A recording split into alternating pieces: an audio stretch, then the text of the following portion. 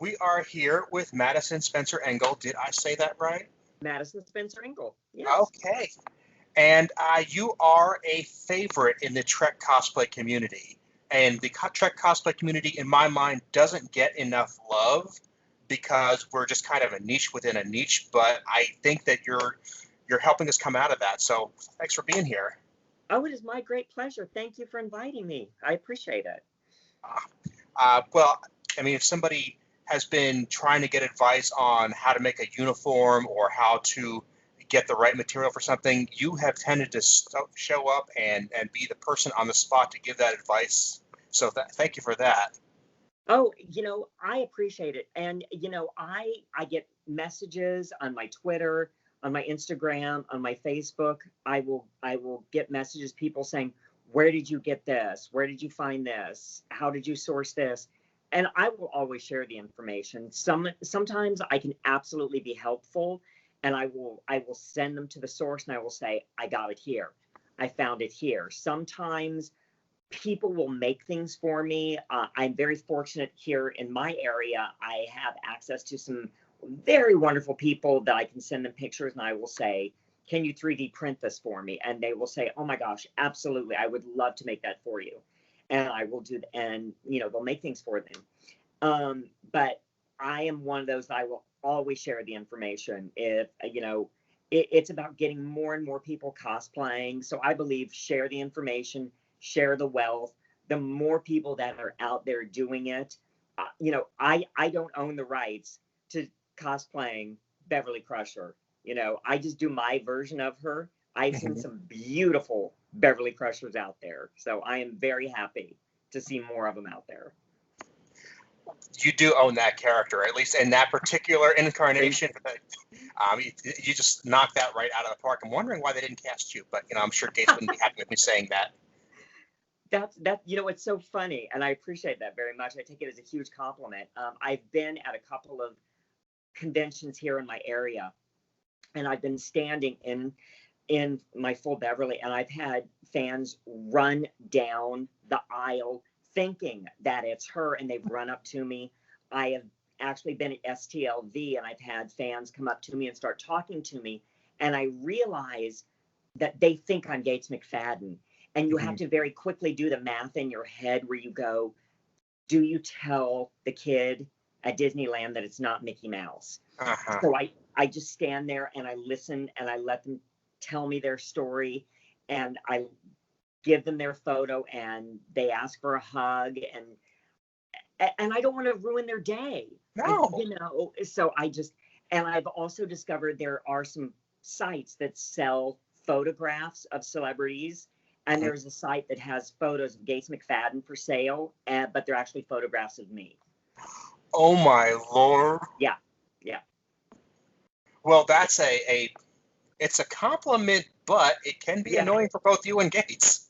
I've shown it to her at convention, and she just sort of laughs and just, what are you going to do? Yeah. What are you going to do? And she has been very kind to me at conventions when she's seen my cosplay, and she's retweeted me and liked.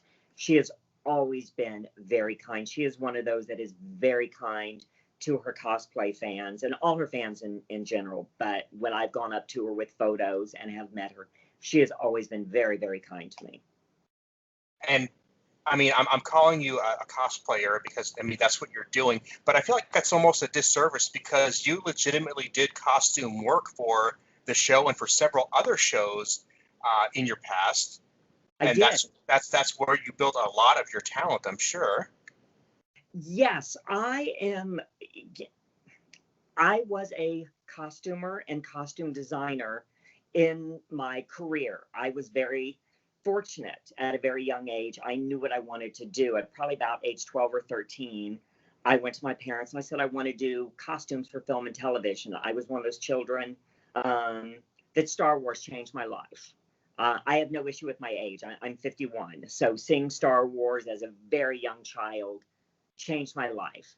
The Carol Burnett show, growing up on the Carol Burnett show, shows like Dynasty, all of these very high conceptual costume shows I would just voraciously watch. And when I discovered costume, it really sort of changed my life. Buck Rogers, Battlestar Galactica, Logan's Run, Flash Gordon, all of that sort of stuff just coming at me. I knew what I wanted to do. And I was very fortunate when I told my parents what I wanted to do. They were like, oh, thank God. We were worried you wanted to go into like a real business world career or something. How do we make this happen? So my parents completely embraced me wanting to go into the arts and completely supported it, which is unheard of within itself. On occasions, yeah. Yes, I know. It's very rare, very weird.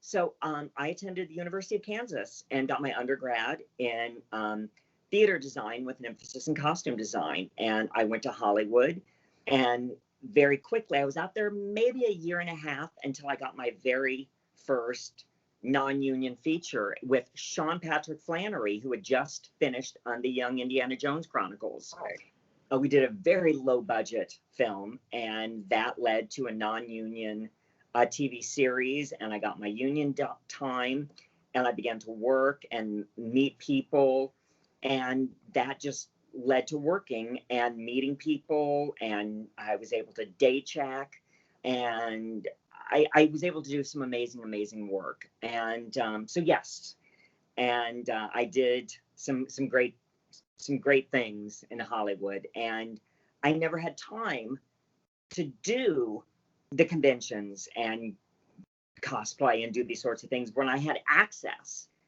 to all the real fabrics and all the real props and all the time. You never had time when you're working 16, 18, 20-hour days. You don't have time.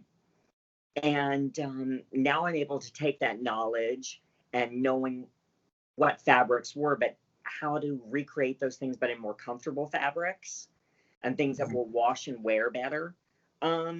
So I'm able to take that knowledge and now some of the technology and make use of the technology that can make things faster and more affordable, and combine those worlds, the knowledge and the new technology, and now I can do it. So yes. And the fact that you're doing it now in your retirement just speaks to the fact that you truly do this out of love and because it's fun for you. Yes. And I mean, you were blessed to be able to do it for a living for a while. Not everybody gets that option, but you just like to do this. And I'm just looking at the look on your face right now. I can see that. Yeah, I do it out of love. I also, Star Trek will always be very, very special to me. I am also very fortunate because I do also Star Wars cosplay. And through the Star Wars side, I get invited to do a lot of charity events. And that is really an amazing event. Things that I get to go do. Star Trek doesn't get, for some reason, doesn't get invited to the level of charity events that Star Wars does. So I use my entree into cosplay and my knowledge, and I took that into some Star Wars cosplay to be able to go to the charitable side. So now I use that free time that I have, and I will do charitable events and doing Star Wars cosplay. My first love will always be doing Star Trek cosplay. That's where my heart will always be with Star Trek. I admit it. Now, one of the things that I love to do on this show is really highlight people who are trying to add positivity to the world. So when you're doing charitable events, what charities do you really like to contribute toward? Well, because I had to retire a few years ago, I am legally blind. I have retinitis pigmentosus. The best way I can describe this to people is if you have ever gone skiing or scuba diving and you wear a scuba mask, and if you go like this and you have no peripheral vision and it gets smaller and smaller, that is what my vision is doing. It is closing in on me. I have a very narrow field of vision, and it's getting progressively worse. So my special ones that I try to, anytime I can go to anything that deals with vision loss, I go to all the walks for the blind. I also do a lot with Hope's Kids charities, and any women's charities that I can do. I try to hit those especially. I'll be glad to add all those to the show notes for sure. Thank you so very much. I appreciate it. Not a problem. Is there any way we can direct a donation specifically in your name, or just toss some money their way? Anyone does not need to do it in my name. I do not mind at all. Everyone should just do what they can do for themselves. I have no problem with that. Everyone just do what you can do for you is great. And sometimes just sending some good thoughts out to the universe is a positivity within itself. Can do. So one of your more clever ideas is the closet cosplay. I love how you put those together. Oh, the Trekboundings. Mhm. Yes. Yeah.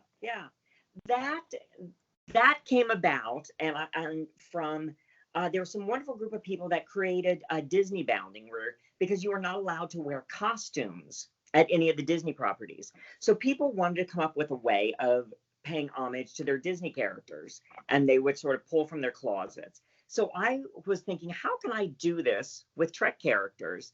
So I started looking at ways of going through my closets and seeing what I had that I was like, you know what this color looks like? And with this, I can create this, and with this necklace or this pair of pants. And so I started creating and putting up on the Star Trek cosplay page, Trekbounding, and just a way for some people who might not be ready to commit to the full cosplay, and some of us who are just that geeky that like introducing it into our everyday wardrobe, just ways of pulling from things that you own.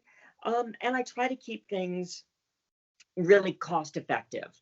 And I will search on Amazon, eBay, Etsy, Target. And if you have an idea of what you're looking for, if you pick a character, if you shop with a picture of that character in mind, and you go through, you're like, okay, let's find a shirt. You can find things, and you just sort of create a character that looks like that, and you can just wear it to work, and you can just pay homage to your own little Trek character and do your own everyday cosplay. That is a neat idea. It really is. It's fun, and it's one of those things, and every once in a while, you pass someone on the street and they'll get it, and they'll just, because sometimes Trek characters, and Trek fans were sort of like closet Trek fans, and sometimes we sort of pass each other on the street, and it's sort of like, okay, I see you, but I don't want to admit to anyone I see you. And I'm a very proud Trek fan. I'm like, oh yeah, Trek fan right here, very loud and proud about it. But some still feel the need to be sort of quiet about it. So I just think those sort of ways are that people can sort of go, oh, I see you being a proud Trek fan. It's about 50-50 for me. I will see the people who are like the closet fans, and they're a little nervous about, saying something in public. And then there are the people, I'll be going around with my bag or my hoodie or something, and they all have the little symbol on them. And it's like that you see this moment of, oh, and they're like, this actually means so much to this person that they're wearing it out in public. Right. And it's like they're just happy for the fact that somebody's doing it, even if they're not a fan at all. Right. And that's a really fun look to see on somebody's face. One of my favorites is when I'll be traveling to a convention and I'll put my bag going through security, and the TSA agent will get it, and they'll do this, or they'll recognize the badge, or they'll ask about something. I love it when a security guard gets it, and it's amazing. I've been let through like security areas to get through places faster at conventions because people have recognized a badge or a bag or something that I've been wearing, and that's always kind of nice when it will sort of help you get through places when people will recognize it. Doesn't always happen, but sometimes it can be helpful. I think I almost got thanked for my service once. I had to correct the guy that I wasn't actually in the military. I just had a really cool shirt on. I have sort of a Trekbounding jacket that I created, sort of a fall jacket. It's black and teal quilted, and I put a Starfleet medical badge patch on the sleeve, and someone did something very similar about thanking me, and I was like, oh gosh, I totally forgot that was there, because we don't think about those things. For us, it's just, and you forget that people don't completely look at you and really pay attention to what you're wearing. For us, we're just having our fun, just living our lives, having our fun, and you forget that other people are looking at it a little bit differently than we are. So I understand. Yeah, the first time I really just realized that was what it was going to be. Was I went out to a convention. I met Avery Brooks. He was my last autograph of the day, and he spent a lot of time talking with everybody, and his line was going way out the building and around the door. So For him to spend 5 minutes with each person took hours and Right. hours. He's just a gentleman of a guy in the first place. I finally wrap up. It was like 6:30. I was planning on being out of there at like 4:15. So I was famished. I sped right down to the nearest, I think it was the Cheesecake Factory. Got a table, sat down, and ordered the first thing that looked good, and then I realized I never changed. And I'm sitting here miles from the convention, dressed in a full Starfleet uniform, and I just don't care. Right. I just don't care. At some point, you're like, yeah. It is what it's going to be. Mm-hmm. And there's sometimes I've walked out of conventions and I expect to get a response, and I've gotten nothing. Like, I left a convention one time in like full blue and silver 7 of 9, Mm-hmm. and I was with like full prosthetics and full corset and expecting, and nothing. And I'm like, okay, this is actually sort of strange. I sort of expected something, and then you realize how much people truly are in their own bubble, in Mm-hmm. their own world. And it was actually sort of refreshing realizing people have their own stuff going on, and you can just walk through life, do your own thing, and you don't have to worry about people worrying about you. And it was actually sort of cool. It was one of those self-aware moments going, I don't have to worry because people are worrying about their own stuff and not even paying attention to this blue and silver and prosthetic. And yeah. In the grand scheme of life, and when it comes to weird things people could be doing and people you should be worried about, we're very low on that ladder. Truly. Yeah. Truly. Yeah. If the strangest thing going on is that I'm wearing a funny shirt, I'd want to shake your hand because you don't really have a lot of problems in life. Exactly. Yeah. No, exactly. But to me, that's all part of, and I know I've really been pushing lately the Trek positivity on like all my social media. Mm-hmm. And part of that has just come from, it just seemed like, and I hate using phrases like, the toxicity and just, toxic fans and what's the other one they always talk about? Gatekeeping. And I'm like, people have their fandom and they love it and they feel passionate about it. I like to try to think of it like that. People are passionate about what they care about their fandom. And some people feel very passionate, and that makes them feel a certain type of ownership of it is part of the phrasing that people use for that. It's not a phrasing that I use because I don't understand that phrasing of ownership, because we don't own any of it. No. We have our own level of loving it. Mm-hmm. I have my love for all the Star Trek things. Can I rank them? Sure I can. I think most of us, not everyone. I know some people that can go, they love each one equally, and I think that's awesome. So this positivity kick I have been on has just been sort of my way of saying, let's not worry about that. If these people want to get angry about this particular franchise show that's on this particular pay-per-view, that's fine. Does it affect you if they get angry that this particular species looks a particular way? Does it affect you in the grand scheme? It really doesn't. So we don't have to get on our keyboards and throw all kinds of angriness at them, because in the grand scheme, it doesn't affect us. It's affecting them because they're getting all upset about it. We don't have to let it affect us. This group over here might be getting upset because perhaps women now in the Star Trek universe are really having a whole lot to say. Okay, that's great. Is this really a bad thing? No, I don't really particularly see the problem. I think the men have plenty to say also, but we don't have to get on our keyboards and be slamming all of this and slamming all of that. So I know I've really been flooding the internet with positivity stuff on Twitter and on Facebook and with my photo op Fridays that my friend Tyler has been working with me on photo op Fridays and cosplay Mondays. And we're just trying to say, look, we all love Star Trek. Let's just have fun with it. And we don't have to say, I love it more and I love it more because of this and I own it more because of that. It's just, we all love it. Let's just enjoy it. And I know that's really simplistic, and I get that. And Sure. I own that that's simplistic. But that's just how I feel about it. I like to call that alpha geek syndrome. Yeah. When, two people realize they're fans of the same thing, and then one has to prove they know more than the other. I've had people do that with me. It's like, well, do you know? It's like, maybe I know, maybe I don't. I mean, I can rattle off classes of ships, and I can rattle off actors who played who. But there are things that I just completely blank on. I don't know what star base is near what planet, and Right. the internet's there for me to look it up if I need to know. Okay, it's that we don't have to get into competitions. Exactly. And I think the people that can do that stuff, I think that is amazing. The fact that people can tell you what the combination of Kirk's locker was in Mhm. episode number.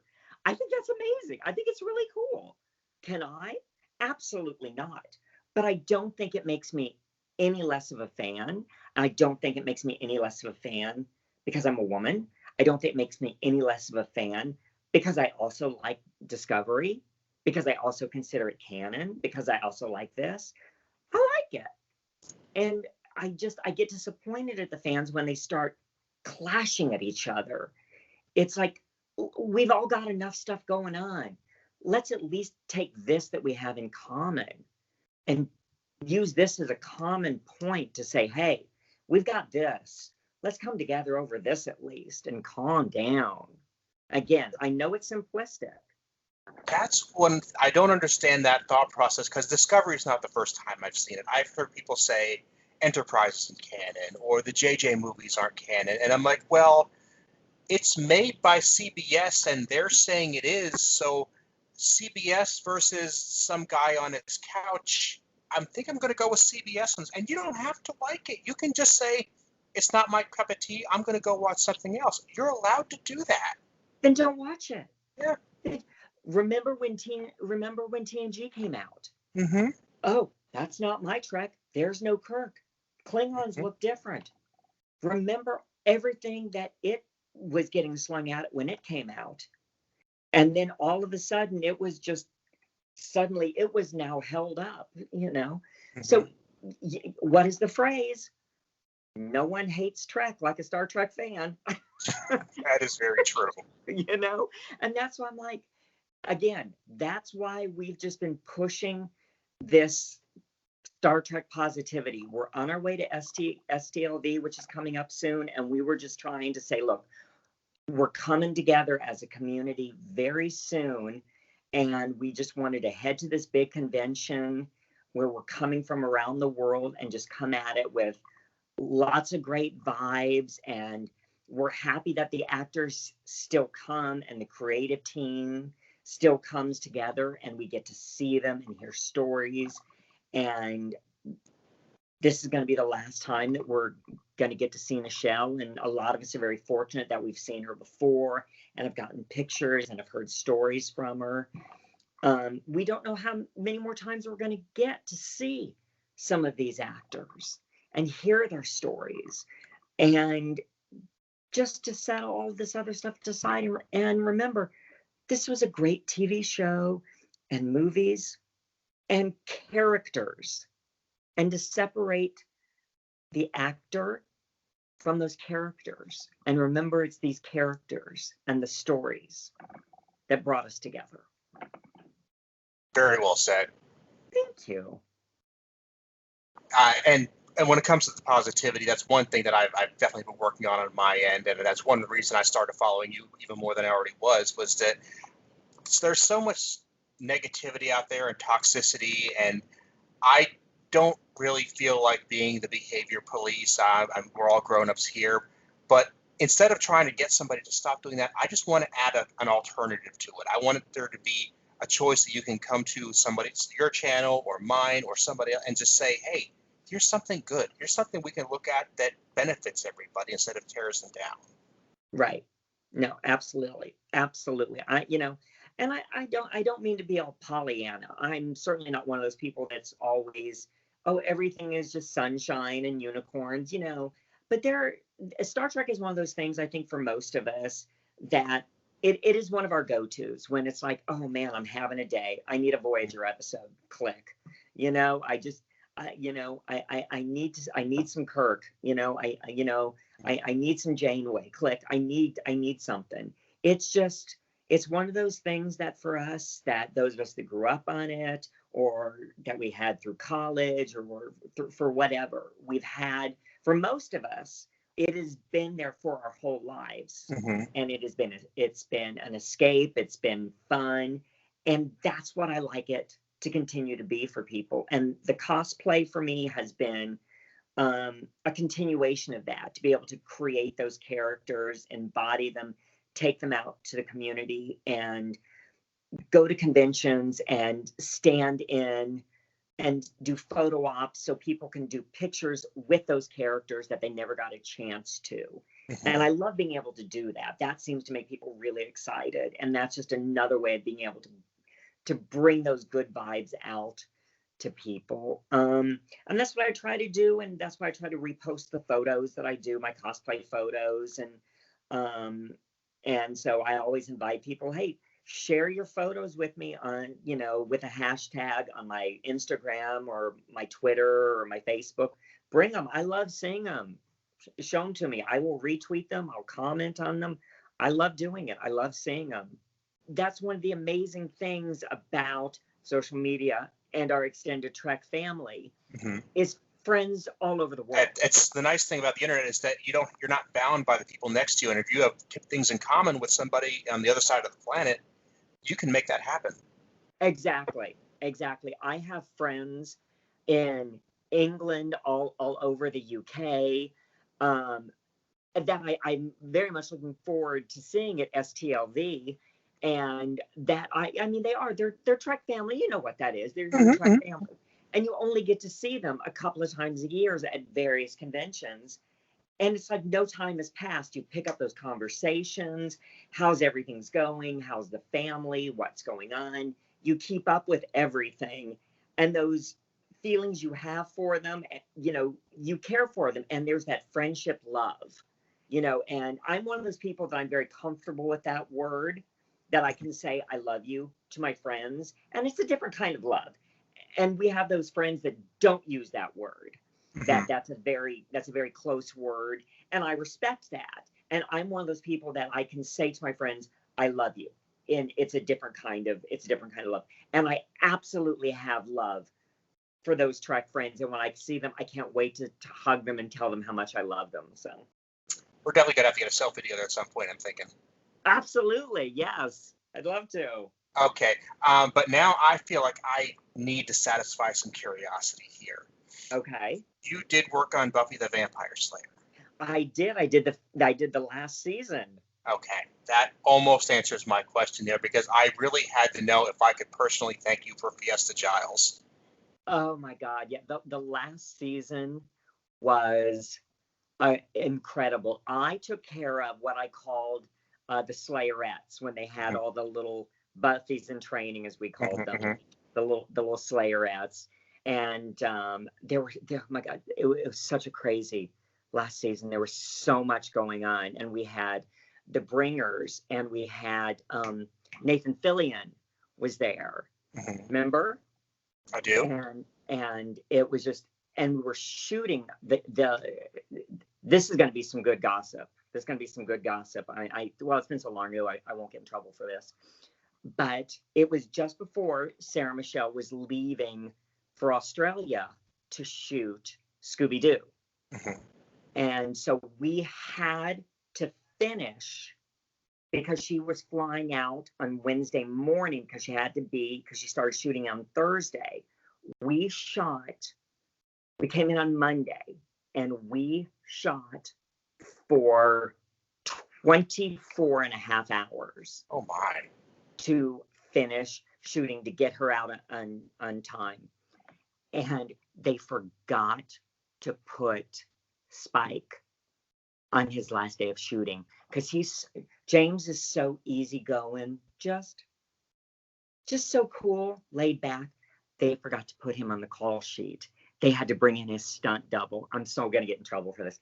They had to use his stunt double for some of the long shots when we're like walking out of the school, and there's like all the little Slayerettes, and you see him. It's actually a stunt double in his wig.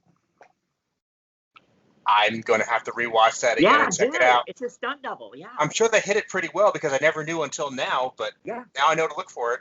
Yeah, I'm still going to get in trouble for that one. Yeah. Yeah. Well, I would say that I won't call attention to it, but I mean, at this point, it's already on the internet, so. I'm sure someone else has already said it, so. Well, I tell you what, I'm sure you're having things to do, and I don't want to keep you too long, but I really did appreciate all of this. So if somebody wants to follow all of your social media and internet presence, where could they find you? Space Geek Girl. It is my Twitter, my Instagram, and my cosplay Facebook, Space Geek Girl. And I strongly recommend that because whether you're looking for just really high-end cosplay photos or just some down-to-earth advice on the basic stuff, you are definitely the person to go to on that. And you're making Trek cosplay much more of a thing than it's been in the past. You are so very kind. Thank you so much. I appreciate all that. Thanks for being here.